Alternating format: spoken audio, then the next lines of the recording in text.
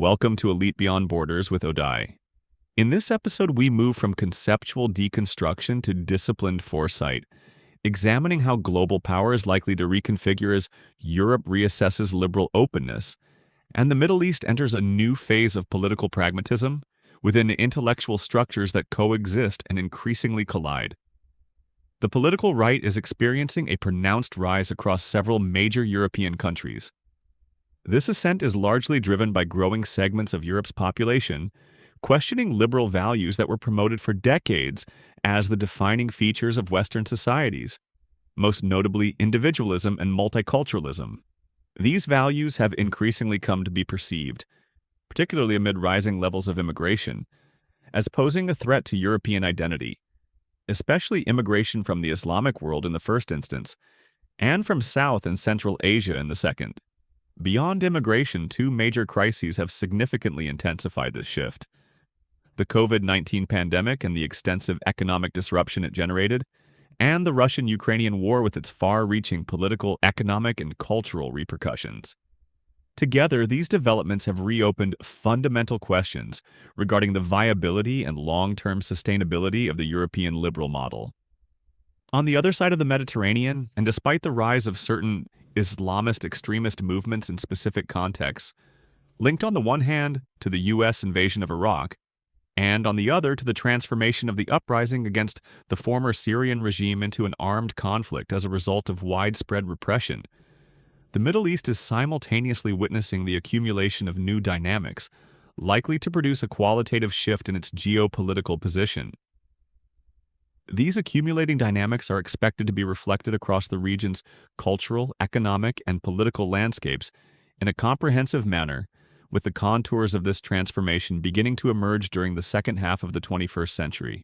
Societies in the Middle East have collided with their cultural and political legacy, embodied in military rule and nationalist and Islamist movements, and have exhausted it to the point that this legacy has become a generator of crises rather than a source of solutions, producing cumulative and often catastrophic contexts. In response to this collision, broad segments of society have become engaged in public debate, not as an intellectual luxury, but as a condition of necessity imposed by a catastrophic political and economic reality.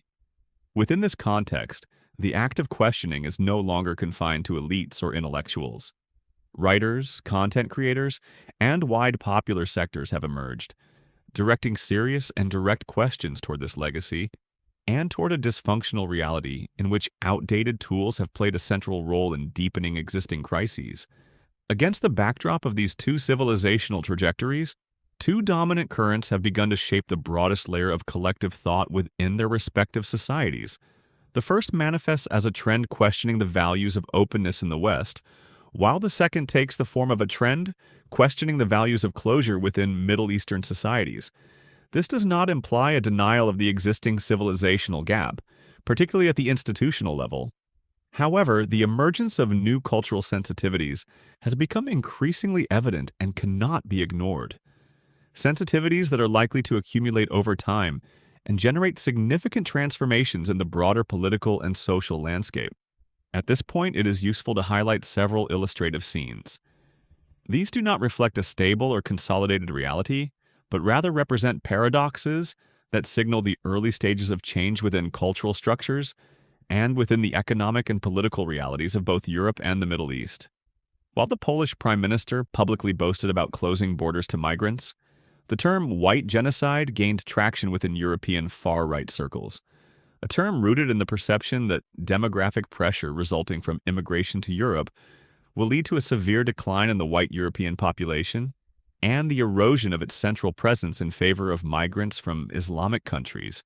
These tendencies are clearly visible in certain social media content, where videos from Poland circulate under the question, "What do you notice?" with the majority of responses celebrating what is presented as a beautiful landscape in a safe European country devoid of Muslims or migrants. By contrast, the cultural mood in several economically prosperous Middle Eastern countries, particularly in the Gulf, where expatriates in some cases, such as the United Arab Emirates, outnumber citizens, does not treat this demographic reality as a threat to local or Arab culture. On the contrary, the attraction and accommodation of extensive diversity is widely perceived by broad segments of the public as a form of achievement rather than as a source of cultural erosion. At a time when Republican congressional candidate Valentina Gomez publicly burned a copy of the Quran in the United States, the Jewish Heritage Organization in Syria received official authorization to operate in the revival of Syrian Jewish heritage. This authorization was issued by a government whose leadership includes figures previously affiliated with Hayat Tahrir al-Sham, a Salafi jihadist organization that once represented the far right of Syrian society. These two trajectories are difficult to reverse. In the Middle East, the shock of failure at cultural, political, and economic levels has imposed a mode of pragmatism on collective political engagement, both at the societal level and at the level of decision-making. This trajectory stands in sharp contrast to developments in Europe, where values of flexibility and openness are increasingly being reassessed after coming to be viewed in certain societies as producing counterproductive outcomes. The cumulative effect of these diverging trajectories is also likely to be reflected in foreign policy, particularly in the nature of relations with the United States. Accordingly, decision-making circles in Europe, alongside segments of their societies, have begun to question the structure and durability of the transatlantic relationship. German Chancellor Friedrich Merz has stated that the era of American hegemony has significantly diminished. Conversely, key states in the Middle East are becoming increasingly committed to strengthening their strategic ties with the United States, particularly in light of Iranian interventions and their deeply destabilizing consequences, both in terms of internal state fragmentation and the intensification of sectarian conflict. Despite the rise of populist sentiment within American society, liberalism remains a structural foundation of the United States, deeply rooted in its constitutional framework and political culture. Although some groups contest the crises generated by aspects of these foundational structures, no solid alternative frameworks exist that are capable of reorganizing a highly diverse society. Nor are there effective mechanisms for producing such alternatives in a social order, where individualism constitutes a central pillar, and where no fixed religious or ethnic lines exist that could evolve into a unifying identity, or provide the basis for mobilizing a broad ideological alternative. Even Protestant Christianity, despite at times appearing capable of generating superficial ideological mobilization, is constrained by deep socioeconomic inequalities and by the entrenched primacy of individual freedom, preventing it from transforming into a coherent, alternative identity capable of exerting structural pressure on liberalism or undermining it at a foundational level. This stands in contrast to the European case, which rests on more cohesive ethnic, national, and linguistic foundations, allowing for the emergence of alternatives capable of exerting sustained pressure on liberal European values and identity. As a result, the erosion of liberalism within Europe is likely to coincide with a parallel trajectory involving the gradual decline of Europe's centrality in its strategic relationship with the United States, with this centrality shifting over the coming decades from Europe toward the Middle East.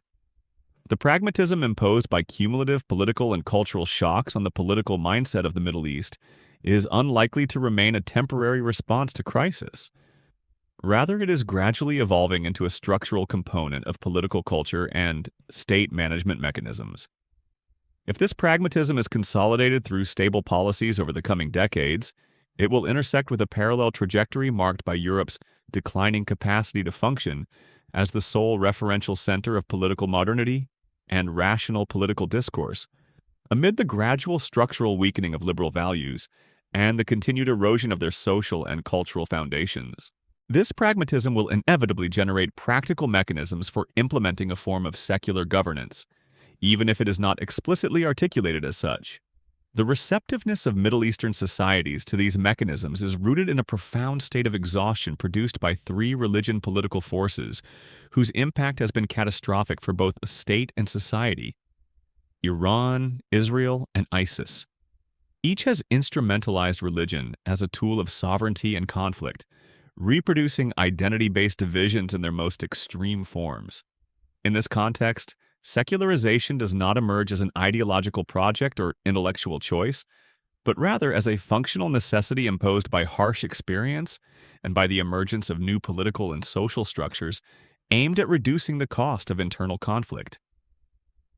This pragmatism may further evolve into an operational foundation for reintegrating societies into the global system, and for reactivating elements of globalization that were previously frozen within the Western core itself. Long-term Western support for the establishment of Israel as a religious ethnic state within the international system was not merely a geopolitical decision. It constituted a structural rupture within the project of modernity and globalization, reproducing medieval civilizational divisions between the Islamic world and the West, and extending them into the eras of modernity and postmodernity, rather than dismantling or transcending them. These transformations in both the Middle East and much of Europe lie at the core of the social structures that produce political elites and shape the prevailing political imaginary. Consequently, the likelihood that social conditions or political will might emerge to reverse these trajectories remains extremely low. As the second half of the 21st century unfolds, the contours of this political era will become increasingly visible.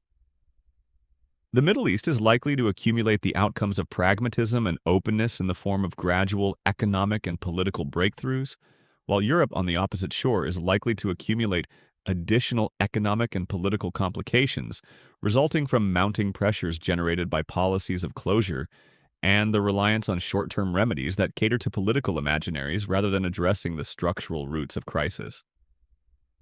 It is therefore plausible that by the end of the current century, this era will crystallize into a Middle Eastern landscape characterized by multidimensional prosperity, heightened vitality, and greater adaptive capacity.